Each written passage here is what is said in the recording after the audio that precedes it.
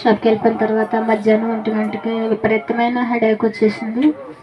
మామూలుగానే ఎప్పుడో వస్తుంది కదా, ఎక్కువ కష్టపడుతున్న వల్ల వస్తుందేమో అనుకున్నాను. అలాగ ఉండకుండా ఇంకా సీరియస్ అయిపోయి వామిటింగ్స్ అయిపోయినాయండి. కాళ్ళు చేతులు చాలా పడిపోయి చెమటలు పెట్టేసినాయి.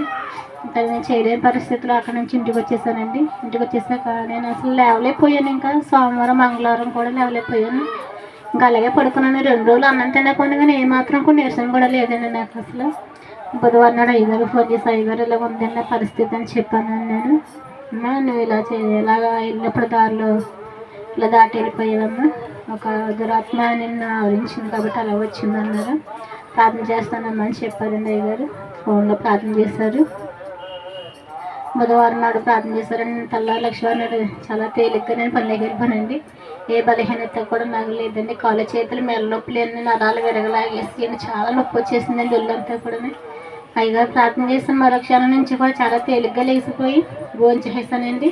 మళ్ళీ స్టమక్ పెయిన్ విపరీతంగా వచ్చిందండి. దానివల్లనే అనుకున్నాను, దానివల్ల వచ్చిన స్టమక్ పెయిన్ కూడా అది కూడా వెంటనే రిలీఫ్ అయిపోయిందండి.